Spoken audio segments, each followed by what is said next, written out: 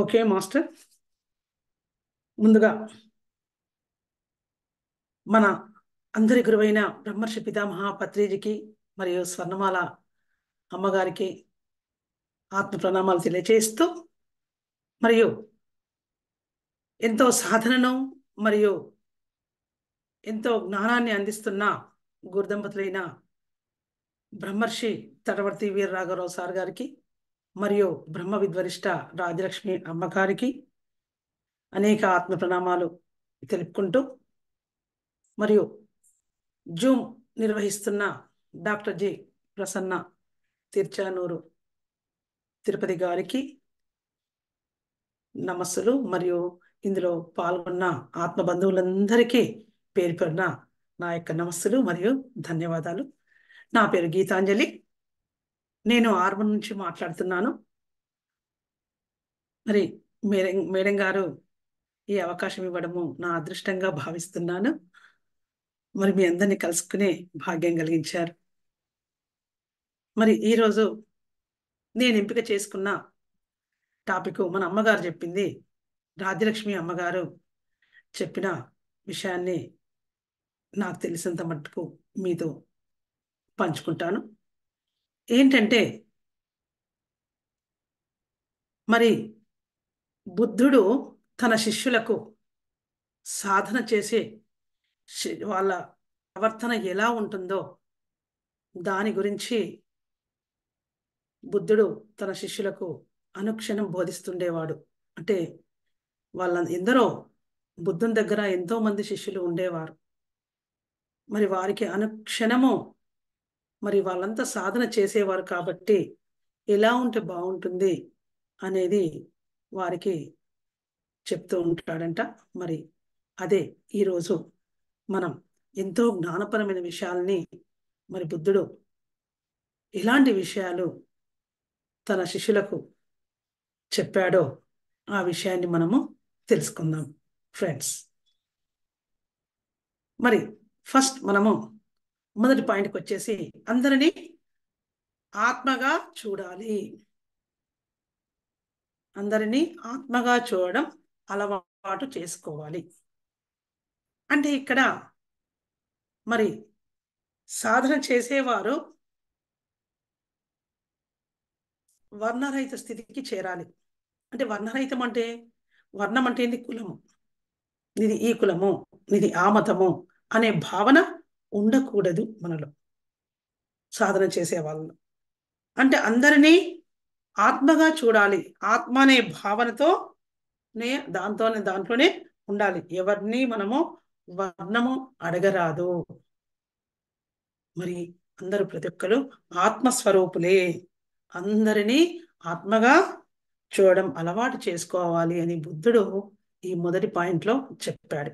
అంతేకాకుండా మన గురువుగారు కూడా చెప్పారు కదా.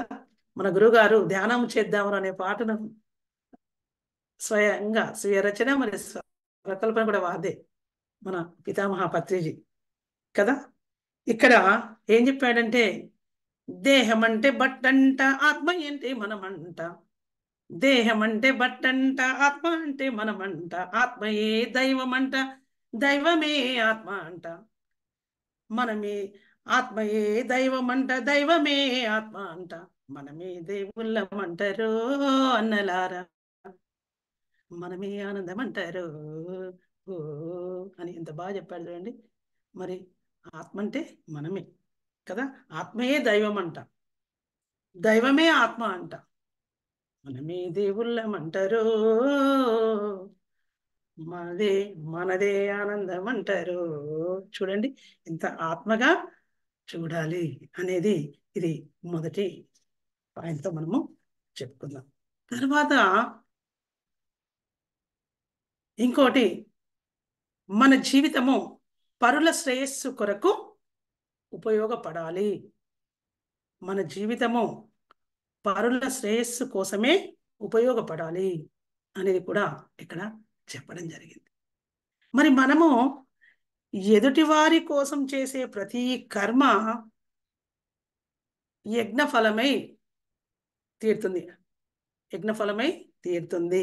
పరుల కోసం ఎంత పాటు పడతామో పరుల కోసం ఎంత పాటు పడతామో అది యజ్ఞ కర్మై మనని మోక్షానికి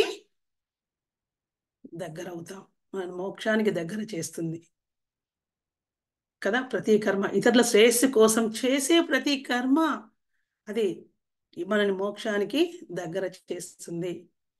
కానీ మన కోసం చేసే ప్రతి కర్మ అది స్వార్థమై ఏం చేస్తుందండి, అది బంధం అవుతుంది. మన కోసం ఇతరుల కోసం చేసేది యజ్ఞఫలమై మోక్షానికి దగ్గరైతే, కానీ మన కోసం మనమే స్వార్థంతో మనం చేసే కర్మ అది ఏమవుతుందండి, అది బంధానికి దగ్గర చేస్తుంది. కాబట్టి పరుల శ్రేయస్సు కొరకే పాటుపడమని బుద్ధుడు తన శిష్యులకు ఈ 2వ పాయింట్లో చెప్పడం జరిగింది. మరి 3వ పాయింట్కి వద్దాం. మన ప్రవర్తన సరిగా లేనట్లయితే సాధనలోకి వచ్చాక మన ప్రవర్తనను సరిచేసుకోవాలి. ఎంత చక్కగా అంటే, సాధనలోకి వచ్చాక మన ప్రవర్తన సరిగా లేకుంటే సరిచేసుకోవాలి. సాధనలోకి రాకముందు టేక్ ఇట్ ఈజీ. ఏంటో సాధనలోకి రాకముందు ఎవరేమన్నా సర్లే అనుకుంటాం, కానీ సాధనలోకి వచ్చాక మన ప్రవర్తన సరిగా లేకుంటే మన గురువు గారికి, మన జ్ఞానాన్ని అందించే గురువులకు ఎంతో అవమానం జరుగుతుంది కదా. అందుకనే మన ప్రవర్తనని ఇక్కడికి వచ్చాక, ఈ సాధనలోకి వచ్చాక మనము ప్రవర్తనని సరిచేసుకోవాలి. మరి ప్రవర్తన చదువులో సత్ప్రవర్తన లేని చదువు లేలా కదా. మరి సత్ప్రవర్తన లేకపోతే ఎంత సాధన చేసినా నిరర్థకమే. అందుకే సాధనలోకి వచ్చాక మనం సత్ప్రవర్తన రావాలి. మరి సత్ప్రవర్తన అంటే ఏంటి, దైవానికి దగ్గర కావాలి, అంటే దగ్గరగా అయ్యే కర్మలు అన్నట్టు. సత్ప్రవర్తన అంటే దైవానికి దగ్గర చేసే కర్మలు. మరి దైవానికి దూరం చేసే కర్మలు చేయరాదు. అంటే దైవానికి దగ్గర చేసే కర్మలు ఏంటి, మన సత్ప్రవర్తనగా ఉండడం. మన ప్రవర్తన సరిగా లేకుంటే దైవానికి దూరం అయ్యే కర్మలు చేసిన వారము అవుతాము. మరి ఇంకో పాయింట్కి వద్దాం. నా ప్రవర్తన చూసి తోటివారు ఎప్పుడూ నన్ను నిందించకూడదు. నా ప్రవర్తన చూసి తోటివారు ఎప్పుడూ నిందించకూడదు. చూడండి, ఇక్కడ మనం ధ్యానంలోకి వచ్చాక మరి మన ప్రవర్తన సరిగా లేకుంటే మార్చుకున్నాం. మరి మనని 10 మంది మెచ్చుకునేటట్లు మనం తయారు కావాలి. అంటే దీని అర్థం ఏంటంటే, సాధనలోకి వచ్చాక మనం పక్కవాడిని బాధ పెట్టకూడదు. కానీ ఈ రోజుల్లో అదేనండి, పక్కవాడిని బాధ పెడుతూ ఉంటాం. మరి బాధ పెడుతూ ఉంటే మనలో ఆత్మఘోష తప్పదు కదా. మరి బాధ పెట్టకుండా ఉండాలి. మనం సాధన చేసేవాళ్ళం కాబట్టి అలా ప్రవర్తించి, ఒకళ్ళు బాధ పెడితే అలా ప్రవర్తిస్తే ఏమవుతుంది, మనలో ఆత్మఘోష తప్పదు కదా. అందుకనే ఎదుటి వారిని మనము బాధ పెట్టాలి. ఏ చిన్న తప్పు చేసినా, చూడండి మాస్టర్స్, ఇక్కడ ఏ చిన్న తప్పు చేసినా లోన నుంచి ఆత్మ ఏం చేస్తుందండి, హెచ్చరిస్తుంటది. ఒకరోజు ధ్యానం చేయకపోతే నువ్వు చేయలేవు ధ్యానం అన్నట్టు లోపల నుంచి ఆత్మఘోష. కొన్ని సందర్భాల్లో కుదరక 2 hours 3 hours ధ్యానం కుదరక 1 గంట చేసినాం అనుకో, అయ్యో ధ్యానం చేయలేదని ఆత్మఘోష, ఆత్మ హెచ్చరిస్తుంది, నువ్వు చేయని. ఏదైనా తప్పు పని చేసేటప్పుడు కూడా మనం ఇది తప్పు అని తెలుసు, చేస్తుంటే కూడా అక్కడ హెచ్చరిస్తుంది. కాబట్టి మనము ఏం చేయాలా, మనము ఎదుటి వారిని నష్టపెట్టే మాటలు కానీ, ఎదుటి వారిని బాధ పెట్టే రకంగా ప్రవర్తించకూడదు. మన ప్రవర్తన చూసి తోటివారు మెచ్చుకునేలా ఉండాలి కదా. మరి అందుకే సత్ప్రవర్తనలో ఉండాలి. ఒక జ్ఞాని కూడా మన ప్రవర్తనను చూసి, ఏ ఒక్క జ్ఞాని కూడా మన ప్రవర్తనను చూసి నిందించరాదు, మనం మెచ్చుకునేటట్టే ఉండాలి. అలా తయారు కావాలి అని మన బుద్ధుడు తన శిష్యులకు చెప్పడం జరిగింది. మరి ఇంకా నెక్స్ట్ పాయింట్ వచ్చేసి 5వ పాయింట్, మనకు కావలసిన వారి నుంచి, బంధువుల నుండి, సంఘం నుంచి దూరంగా ఉండడం అలవాటు చేసుకోవాలి. మనకు కావలసిన వారి నుంచి, బంధువుల నుంచి, సంఘం నుండి దూరంగా ఉండడం అలవాటు చేసుకోవాలి. మళ్ళీ వాటిని వదిలామా అని బాధపడకూడదు. చూడండి ఎంత చక్కని విషయం చెప్పారు ఇక్కడ. ఫర్ ఎగ్జాంపుల్, చాలామంది మనం ధ్యాన ప్రచారానికి వెళ్తాం. వెళ్ళినప్పుడు ఏమనుకుంటాం, అయ్యో నా ఇల్లు ఎలాగా, నా పిల్లలు, నా భార్య పిల్లలు ఎలాగా, నా ఇల్లు ఏమవుతుందో అని అనుకుంటాం. అనుకొని అక్కడికి వెళ్ళి ఏమనుకుంటాం, నాకు బంధాలు వీరు కాదు, నా ఇల్లే నాకు బంధం అనుకుంటాం. అదంతా చూడండి ఎటువంటి ఆలోచన. నాకు బంధాలు వీరు కాదు అనుకుంటాం. అంటే దాంట్లో ఇంకా మనము ఉన్నాం, వదులుకున్నాం వాటి మీద వ్యామోహం లేకుండా, సరే మనం ధ్యాన ప్రచారానికి వెళ్దాం అని వెళ్తాం. కానీ అక్కడికి వెళ్ళగానే ఇల్లు, పిల్లలు అన్నీ జ్ఞాపకం వస్తాయి. అందుకే ఇక్కడ చక్కగా చెప్పాడు మన బుద్ధుడు, వాటిని వదిలామని బాధపడకూడదు. సరే వచ్చాం, మన పనులు చేసుకోవాలి, మన జ్ఞానాన్ని అందించాలి కదా. అలా అంటే నీవు ప్రజల కోసం త్యాగం చేయకుంటే, ఇక్కడ ఇంకా చక్కగా చెప్పాడు, నీవు ప్రజల కోసం త్యాగం చేయకుంటే నువ్వు ఎప్పటికీ దైవంగా మారవు.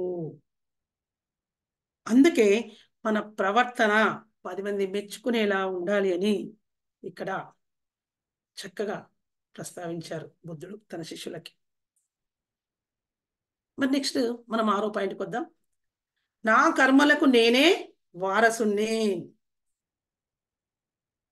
నా కర్మలకు నేనే వారసుని, ఆ కర్మలే నాకు నిజమైన ఆస్తి అని తెలుసుకోవాలి ప్రతి సాధకుడు. నా కర్మలకు నేనే వారసుని, నా కర్మలే నాకు నిజమైన ఆస్తి అని ప్రతి సాధకుడు తెలుసుకోవాలి. ఇక్కడ చాలా మంది ఏమనుకుంటామంటే, మనం ప్రాపంచికతలో డబ్బే మన ఆస్తి, మన తల్లిదండ్రులు సంపాదించిందే ఆస్తి అనుకుంటాం కదా. కానీ ఇక్కడ మనము సాధనలోకి వచ్చాక తెలుసుకున్నాం కదా. మరి క్షణము మనకు రాఘరావు సార్ చెప్తుంటారు, ప్రతి క్షణం నీవు దేహం కాదు ఆత్మవు అని బోల్డ్ లెటర్స్తో ఆ పెట్టుకున్న ఫ్లెక్సీని పెట్టుకొని వెనుకుంటారు సార్ కదా. వాళ్ళు ఎంత చూడండి, అదే మన బుద్ధుడు చెప్పిన 2వ సూత్రం వాళ్ళకి వర్తిస్తుంది చాలా. అంటే మన జీవితం ఇతరుల శ్రేయస్సు కోసమే ఉపయోగపడాలి అనే దాంట్లో మన గురువులు మనకి ఎంత చేస్తున్నారు. రాఘరావు సారు, రాజ్యలక్ష్మి అమ్మగారులు చూడండి, వాళ్ళు నిర్విరామమైన కృషి. మళ్ళీ మనం ఎక్కడ జారిపోతామో, మనం ఎక్కడ సాధనలో వెనుకబడతామో అని ప్రతి నెల మీరు 20 రోజులు మీకు మీ ప్రాపంచికతకు వినియోగించుకోండి. ఒక 3 రోజులు మాకు ఇవ్వండి, ఇక్కడ రండి అంటే మాకు ఇవ్వండి అంటే చూడండి, మన ఆత్మ ఎదుగుదల కోసం వాళ్ళు ఎంత శ్రమిస్తున్నారు, నిర్విరామంగా కృషి చేస్తున్నారు. మళ్ళీ అంతేకాకుండా మనకు అందించడమే కాకుండా రాష్ట్రాలు తిరుగుతున్నారు. చూడండి, మొన్నటి వరకు కైవారంలో 5, 6, 7, మళ్ళీ చూడు ఇంకా ప్రయాణంలోనే ఉన్నారనుకుంటా బహుశా గురువులు. అంటే ఎంత శ్రేయస్సు కోసం, మన శ్రేయస్సు కోసం ఎంత పాటు పడుతున్నారు కదా. అంత చక్కని గురువులు దొరకడం మన అదృష్టంగా భావిద్దాం కదా. అయితే మరి ఇక్కడ మన కర్మలు మనకే నిజమైన ఆస్తులు. మరి ఈ కర్మలు ఎక్కడి నుంచి వచ్చాయని, జన్మల నుంచి కూడా వస్తాయి. వీటిని సొంతంగా మనము తెచ్చుకున్నాం. ఈ కర్మలన్నీ మనం సొంతంగా తెచ్చుకున్నాం. ఈ ఆస్తిపాస్తులు, ఇక్కడున్న ఆస్తిపాస్తులన్నీ ప్రాపంచికతలో ఉన్నాయనివి తల్లిదండ్రులవి. ఆ కర్మలను మనమే, కానీ ఈ కర్మలను మాత్రం మనమే తెచ్చుకున్నాం. కర్మే నీ ఆస్తి అని బుద్ధుడు అంటాడు కదా. మరి ఇక్కడ మన గురువు కూడా చెప్పారు కదా, ఏ విత్తు నాటుతావో ఆ పంటే కోసుకుంటావు. బుద్ధుడు కూడా కర్మ చేసేటప్పుడు సుఖభ్రాంతి కలుగుతుంది, దాన్ని అనుభవించేటప్పుడు ఒకడు దుర్భరంగా ఉంటుంది అని చెప్పడం కూడా జరిగింది బుద్ధ భగవానుడు. మరి మన గురువుగారు రాసిన పాటలో కూడా రాశారు, విత్తు బట్టి చెట్టు అంట, విత్తు బట్టి చెట్టు అంట, కర్మ బట్టి ఫలితం అంట. విత్తు బట్టి చెట్టు అంట, కర్మ బట్టి ఫలితం అంట. చెడు చేస్తే చెడు అంట, మంచి చేస్తే మంచి అంట. ధ్యానం చేస్తే ముక్తి అంట, ధ్యానం చేస్తే జ్ఞానం అంట. ధ్యానం చేస్తే జ్ఞానం అంట, జ్ఞానం వస్తే ముక్తి అంట. ముక్తిని పెంచుదామురో, శక్తిని పంచుదామురో. చూడండి, మన గురువు గారు కూడా ఎంత చక్కగా చెప్పారు కదా. మరి ముక్తిని ఏం చేద్దాం? పెంచుదాము, శక్తిని పంచుదాము. ఎంత అద్భుతం కదండి. మరి ఇంత చక్కగా, మరి ఇంకో పాయింట్కి వద్దాం మనం. ఏంటంటే ఇప్పుడు ఇందాక మనం చెప్పుకుంది, నా కర్మలే నాకు నిజమైన ఆస్తిపాస్తులు.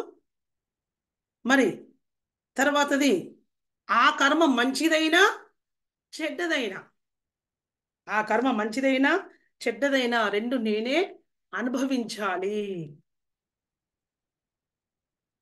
ఆ కర్మ మంచిదైనా చెడ్డదైనా నేనే అనుభవించాలి. ఈ విషయంలో ఎరుకతో ఉండాలి అని బుద్ధ భగవానుడు చెప్పడం జరిగింది కదా. మరి ఎరుకతో ఉండి చేయాలంటే మనం ఎరుకతో ఎక్కడ ఉంటున్నాం? కొన్ని సందర్భాల్లో ఎరుకని పోగొట్టుకుంటున్నాం. సరిగ్గా ఎవరినన్నా అన్నాక, అయ్యో ఇలా అనేది కాదేమో, ఏంటో ఎరుకలో లేము, ఎరుక అని అనుకుంటాం. మరి ఇక్కడ మనిషిని, మరి ఇటువంటి చేసే కర్మలే మనిషిని బంధించేవండి. మనిషిని బంధించేవన్నీ ఏంటి? కర్మలే. ఈ కర్మలు జన్మకు కారణమవుతాయి కదా. కర్మ ఉంటే జన్మ తప్పదు, జన్మ ఉంటే దుఃఖం తప్పదు. అందుకే ఎరుకతో చేయండి అని మన గురువులు చెప్తుంటారు. మరి ఇక్కడ బుద్ధుడు కూడా అలాగే తన శిష్యులకు చెప్పాడు, ఎరుకతో చేయండి. ఎరుకతో చేయు. మనం చేసే ఆ కర్మ ఎప్పుడు మనని బంధంలో ఉండకూడదు, బంధంలో ఇరుక్కోవద్దు. మనం చేసే ఏ కర్మ అయినా బంధంలో ఉండకూడదు. ఆ బంధమే ఏమవుతుంది? జన్మకు కారణమవుతుంది. ఇక్కడ మనందరికీ ఒక కథ తెలుసు కదా. ఆ కర్మ ఉంటే జన్మ తప్పదు, ఆ బంధంలో మమకారంలో ఇరుక్కుంటే కూడా అంతే. అయితే ఇక్కడ మనందరికీ తెలిసిన కథనే ఒక్కసారి నేను కొంచెం షార్ట్గా ప్రస్తావిస్తాను. ఏంటంటే జడభరతుడు అనే అతని కథ మనం అందరికీ తెలుసు. తెలియని వాళ్ళకి శ్రవణము, తెలిసిన వారికి మననమని భావిస్తాను. మరి ఇక్కడ జడభరతుడు అనే ముని అన్నిటినీ వదులుకొని చక్కగా సాధన కోసము అరణ్యాలకు వెళ్తాడండి. అరణ్యాలకు వెళ్ళి అక్కడ చక్కగా సాధన చేసుకుంటున్న తరుణంలో ప్రతిరోజు స్నానానికి వెళ్ళినట్లే అలాగే ఆ రోజు కూడా బయటకు స్నానానికి వెళ్ళి వస్తుండగా ఒక లేడీ కూనని ప్రసవించి అది చనిపోతుంది, మరణిస్తుంది. అది చూసి అప్పుడే జడభరతుడు చూస్తాడు. ఇట్లా చూసి ఎంతో జాలి పడతాడు. చూడండి మమకారం ఎట్లుంటుందో. జాలిపడి, అయ్యో ఎందుకు జాలిపడ్డాడంటే తల్లి చనిపోయింది, ఈ పిల్ల సంగతి ఏంటి, ఈ పిల్లని ఏం చేయాలి, అయ్యో ఏదైనా మృగం వచ్చి నోట ఖర్చుకొని పోతే ఎలా, చూస్తూ చూస్తూ అయ్యో దాన్ని ఆ మృగానికి అప్పచెప్తున్నానే, కూడదు అని ఏం చేశాడు? తనతో తన ఆశ్రమానికి తీసుకొచ్చాడు. తన ఆశ్రమం తీసుకొచ్చి చక్కగా దాన్ని పెంచసాగాడు. దాన్ని పెంచుతూ దాని ఆలన పాలనని చూస్తూ ఎంతో ఆనందపడుతున్నాడు. మరి కొన్ని సంవత్సరాల తర్వాత అప్పుడు తనకు మరణం ఆసన్నమైంది. ఆ మరణం ఆసన్నమైన తరుణంలో అయ్యో లేడి పిల్లని, ఈ లేడికొని ఒంటది అయిపోతుందే అని బాధపడుతూ ఆయన మరణిస్తాడు. మనకు భగవద్గీతలో శ్రీకృష్ణ భగవాన్ చెప్పాడు, యద్భావం తద్భవతి. నువ్వు ఏ భావనతో ఉంటే అదే జరుగుతుంది అని. ఇక్కడ ఆయన అయ్యో లేడీ పిల్ల ఎలా ఎలా అని మరణించాడా, ఆయన మళ్ళీ ఆ లేడీ జన్మ ఎత్తాల్సిన పరిస్థితి ఏర్పడింది.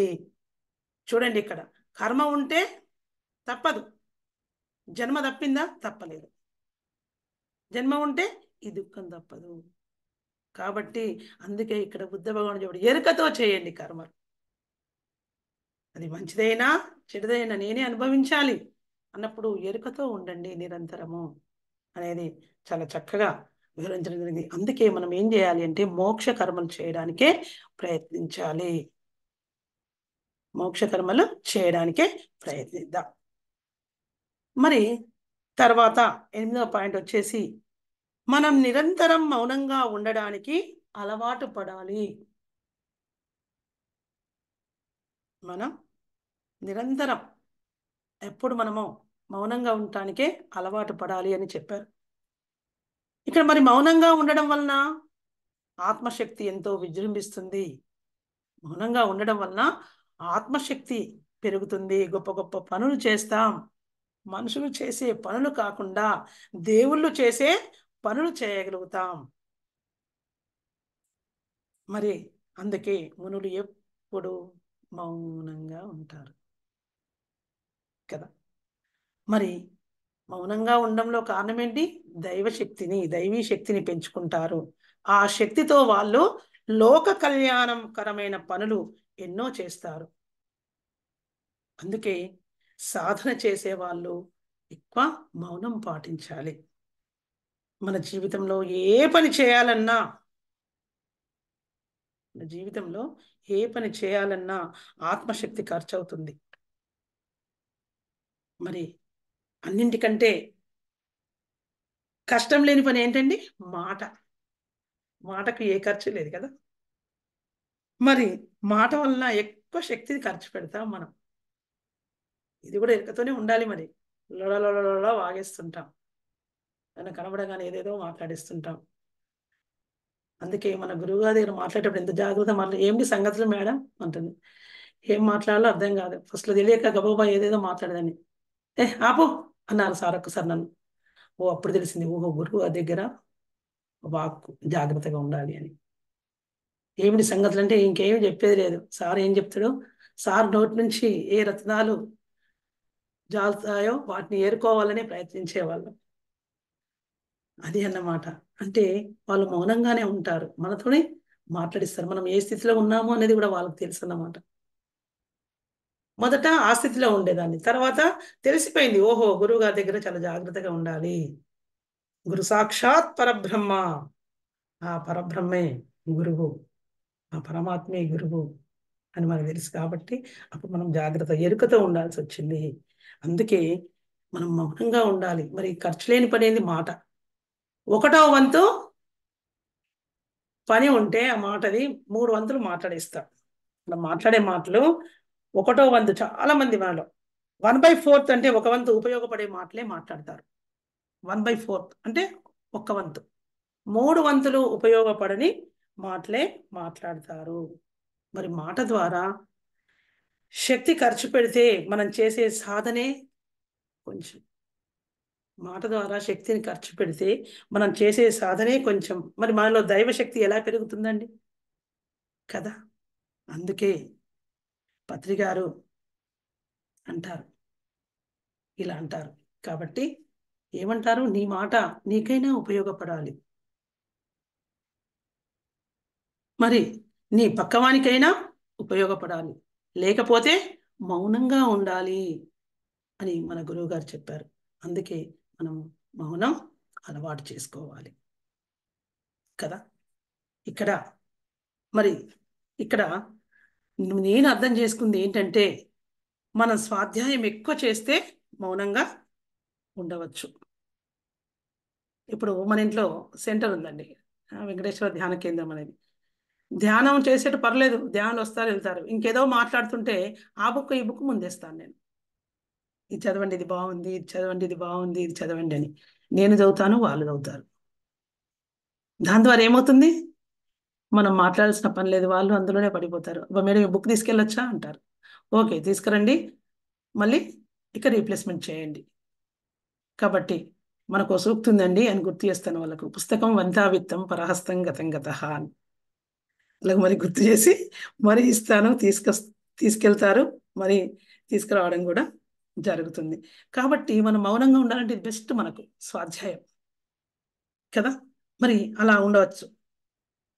అలా ఉండకుండా చాలా మంది ఏం చేస్తారు, పక్క వారితో మాట్లాడుతుంటారు. ధ్యానం అయిపోగానే ఆ గంట అయిపోయిందా, ఆ, నీకే అనుభవం వచ్చింది, నీకే అనుభవం వచ్చింది అని మాట్లాడుతూ ఉంటే నేను అదే వాళ్ళ ముందు ఈ బుక్స్ వేస్తాను అన్నమాట. ఈ బుక్లో ఇది ఉంది, ఈ బుక్లో ఇది ఉంది, చదవండి అని. మరి సాధనలోకి వచ్చాక మనం మౌనం విలువ తెలుసుకున్నాం.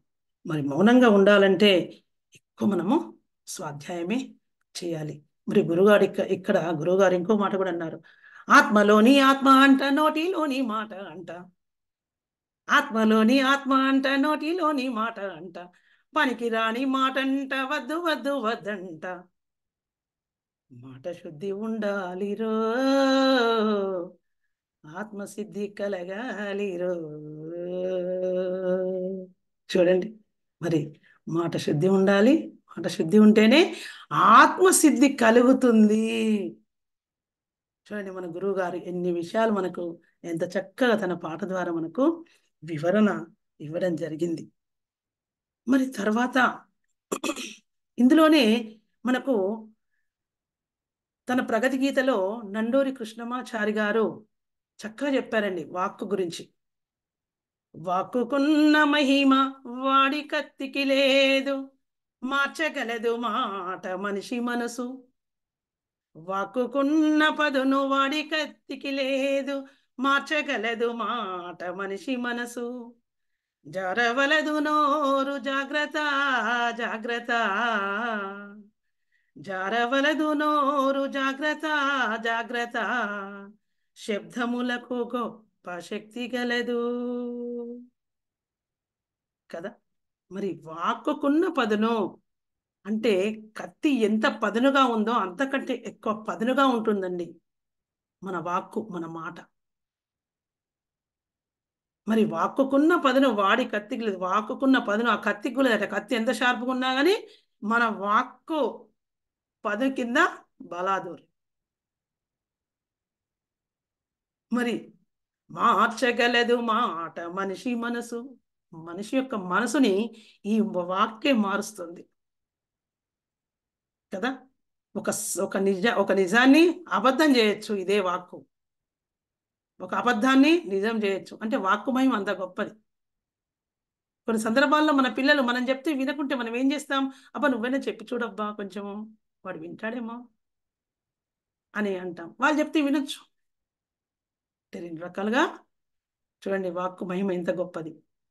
అందుకే చాలా జాగ్రత్తగా వాడుకోవాలి. వాక్కు మార్చగలదు మాట మనిషి మనసు. జరవలదు నోరు జాగ్రత్త, జాగ్రత్త. జారవలదు నీ నోరు, జాగ్రత్త, జాగ్రత్తగా ఉండు. అంటే విడిచిన బాణాన్ని తిరిగి తీసుకోలేము. మన నోటి నుంచి విడిచిన మాటను మనము తిరిగి తీసుకోలేము. విడిచిన బాణాన్ని ఎలా తీసుకోలేమో మన నోటి నుంచి కూడా బయటకు వచ్చిన మాటను మనము తిరిగి ఉపసంహరించుకోలేము. అందుకే ఈ శబ్దములకు, నోటి నుంచి వచ్చే శబ్దములకు గొప్ప శక్తి కలదని నండూరి కృష్ణమాచార్యులు తన ప్రగతి గీతలో ప్రస్తావించడం జరిగింది.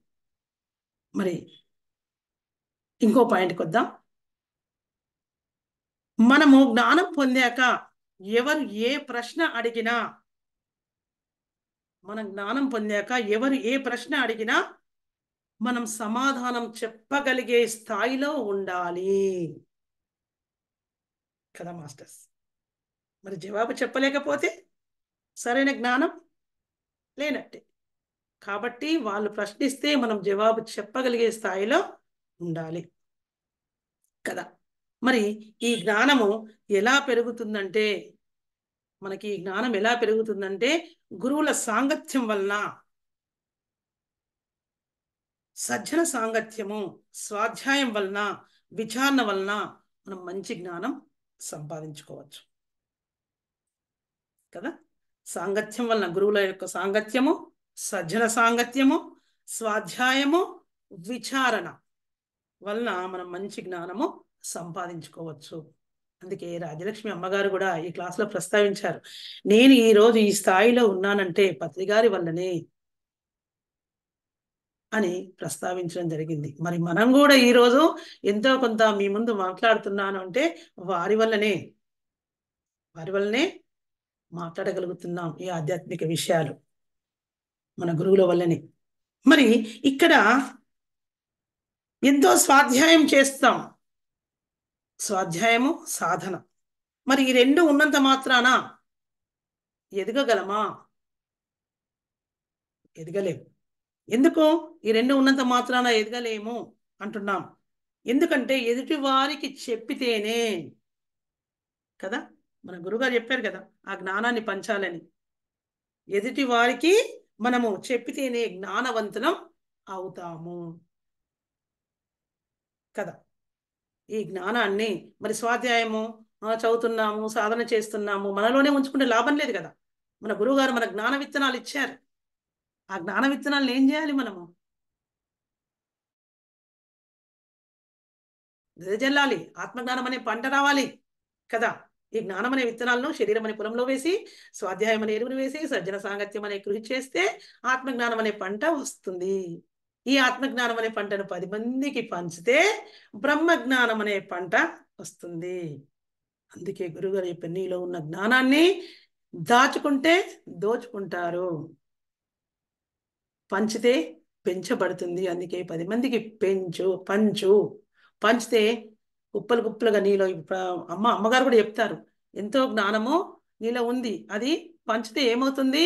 మళ్ళీ ఆ పరమాత్మ నీకు ఇంకా గంపల కొద్దీ కుమ్మరిస్తూనే ఉంటాడు. కాబట్టి నువ్వు ఎప్పుడూ పంచుతూనే ఉండు జ్ఞానాన్ని, అలా ఉంచుకోకు అని అమ్మగారు కూడా చెప్తారు. అంటే మనం ఎంత జ్ఞానవంతులమైన, ఇప్పుడు పంచకుంటే మనం ఎంత జ్ఞానవంతులమైనా లాభం లేదు కదా. ఇప్పుడు ఒక చిన్న ఫర్ ఎగ్జాంపుల్ మనం చెప్పుకుందాం ఇక్కడ. ఏంటంటే ఒక నది ఉందండి కదా. ఆ నది ఎప్పుడు నిరంతరము పారుతూ ఉంటుంది. కాబట్టి ఆ నీరు ఎలా ఉంటుంది? ఎప్పుడు నిరంతరం ప్రవహిస్తూ పంట పొలాలకు ఇస్తుంది, మనకిస్తుంది, మన అవసరాలను తీర్చుకుంటున్నాము. చక్కగా ఎన్నిటికో ఇస్తూ ఇస్తూ ఇస్తూ ఇస్తూ వెళ్ళి వెళ్ళి వెళ్ళి చివరిగా సముద్రంలో కలుస్తుంది. మళ్ళీ అది ఆవిరేపి మళ్ళా ఏమవుతుంది? వర్షకాలం మళ్ళీ ఎప్పట్లాగా నదిలోకి ఆ నీరు వచ్చేస్తాయి. మరి పంచుతూ వెళ్తుంది కాబట్టి ఆ నీరు స్వచ్ఛంగా తీయగా ఉంది, ఎంతో ప్యూరిటీగా ఉంది. అది ఇంప్యూర్గా ఉందా? లేదే. అది ఎంతో ప్యూర్గా ఉంది కదా. మరి అలాగే ఒక తోడని బావి ఉందనుకుందాం ఫ్రెండ్స్. బావిలో నీళ్లున్నాయి, తోడలే. మనం అసలే తోడతలేం. తోడకుంటే ఎలా ఉంటాయి? కంపు వాసన కొడతాయి నీళ్ళు అవి కదా. ఎంతో వాసన వస్తుంది. అసలు వాటిని అసలు అవి పానయోగ్యంగా ఉంటాయా? ఉండవు కదా. మరి తాగటానికి ఉపయోగపడవు. ఏం లాభం మరి? మనలో జ్ఞానం ఉంటే కూడా పంచకుంటే కూడా అంతే ఉంటుంది కదా. దానికి ఇది ఫర్ ఎగ్జాంపుల్ అన్నమాట. అయితే ఆ నీళ్లు మురికి అయి వాసన వస్తుంది. అందుకే కదా మనం కూడా ఆ నది నీళ్లను, నది మనం ఎలా ఉండాలి? ఆ తోడని బావిలా ఉందామా, నదిలాగా ఉందామా? అంటే నదిలాగా ఉండాలి. నది నీళ్లను ఎలా ఇస్తూ ఇస్తూ ఇస్తూ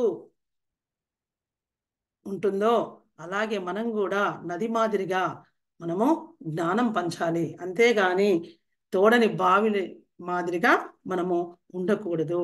అందుకే ప్రతి సాధకుడు ఇక్కడ ప్రవహించే నదిలా ఉండాలి కదా. ప్రతి సాధకుడు ఇక్కడ ప్రవహించే నదిలా ఉండాలి. అందుకే మనకి ఇక్కడ వివేకానందుడు కూడా చెప్తాడు ఏంటంటే, వేపకాయంత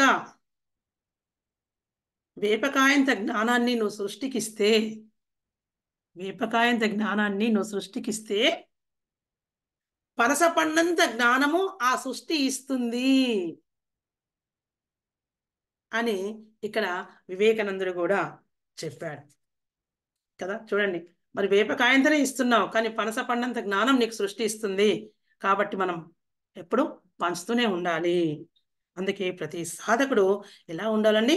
ప్రవహించే నదిలా ఉండాలి కదా. అందుకే ఈ విధంగా మీరు జ్ఞానం పెంచుకోండి అని మన పత్రిజీ గారు కూడా చెప్తున్నారు. అంతేకాకుండా మన రాఘవ సారు, రాజలక్ష్మి అమ్మగారు మనకు నిరంతరం మనలో జ్ఞాన తృష్ణను, ఎంతో అపారమైన జ్ఞానాన్ని కూడా వారు మనకు అందిస్తున్నారు కదా. వారికి ఎన్ని వేల శతకోటి ధన్యవాదాలు చెప్పినా తక్కువే. వాళ్ళ రుణం మనం తీర్చుకోలేము. చాలా అద్భుతమైన జ్ఞానాన్ని మనకు అందిస్తున్నారు. సరే, మరి అది ఇక్కడ మరి మీరు పంచినది పెంచబడుతుంది అని చెప్పారు. మరి అది ఏదైనా సరే, డబ్బైనా సరే కదా, డబ్బైనా సరే, జ్ఞానమైనా సరే, ఏది ఇచ్చినా పెరుగుతుంది కదా. అందుకే లోకం కోసం పనిచేస్తే లోకేశ్వరుడు ఎప్పుడు మన వెంటుంటాడు, లోకేశుడు మన బాగోగులు చూసుకుంటాడు అని అమ్మగారు కూడా చెప్తారండి కదా. అందుకే బుద్ధుడు కూడా ప్రతి వాళ్ళకి ఇలాగే చెప్పాడన్నమాట.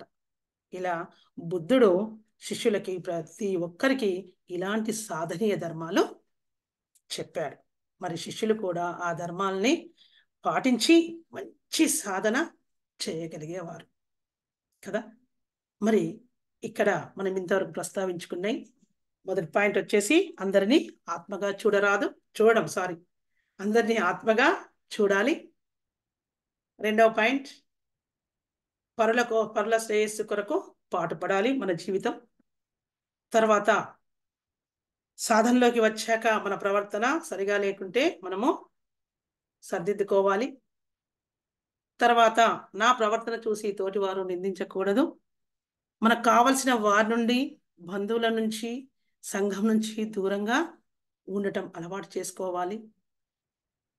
తర్వాత 6వ పాయింట్, నా కర్మలకు నేనే వారసుని, నా కర్మలే నాకు నిజమైన ఆస్తులు అని ప్రతి సాధకుడు తెలుసుకోవాలి. ఆ కర్మ మంచిదైనా చెడ్డదైనా, ఆ కర్మ మంచిదైనా చెడ్డదైనా నేనే అనుభవించాలి అని ప్రతిసారి ఎరకతో ఉండాలి.